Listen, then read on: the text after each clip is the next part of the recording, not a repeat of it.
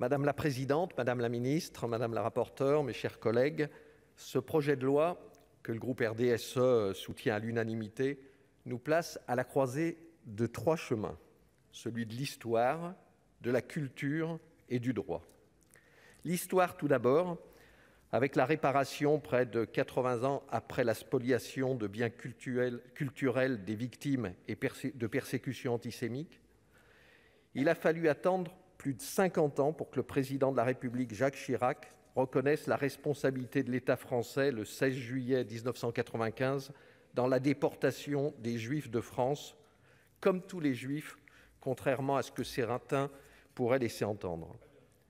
Les musées nationaux récupération se sont mis tardivement à la recherche proactive d'identification des ayants droit. Trop récemment également, la commission d'indemnisation des victimes de spoliation a pu s'autosaisir de spoliation de biens culturels. Aussi, ces restitutions dépassent le seul champ de l'objet matériel. Elles sont un enjeu essentiel de la reconnaissance de la Shoah, de la collaboration de l'État français et du nécessaire effort de réparation que nous devons aux ayants droit des trop nombreuses victimes de cette barbarie. C'est la rencontre aussi du domaine de la culture et de l'appréciation d'un bien culturel auquel nous invite ce projet de loi. Certains biens ont une valeur affective importante pour les familles.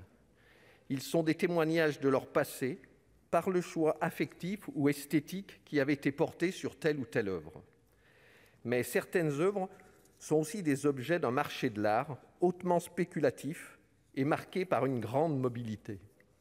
C'est l'occasion donc, dans ce temps de réflexion sur une future loi cadre, de revenir sur la valorisation d'œuvres dont la spéculation relève de sa valeur refuge en temps trouble et de toute la fiscalité qu'il faut régulièrement interroger pour en mesurer le bénéfice culturel ou seulement l'effet de niche fiscale ou de droit de succession.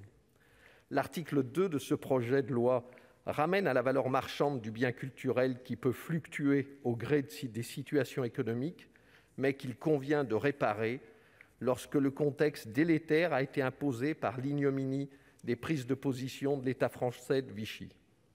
Enfin, le troisième axe de réflexion de ce projet de loi qui nous engage, nous parlementaires, réunis pour écrire la loi, c'est le droit. Dire le droit, c'est utiliser des mots qui peuvent guérir, qui peuvent réparer, comme d'autres peuvent blesser, meurtrir.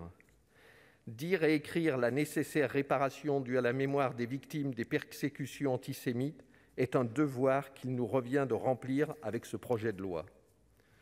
La funeste période du régime de Vichy fut installée par la défaite militaire, mais aussi par la faillite morale de ce que fut alors la représentation nationale. La repentance, en ce cas, n'est pas une réécriture de l'histoire en dehors de son contexte, c'est la lucidité et le courage d'assumer ses fautes et demander pardon.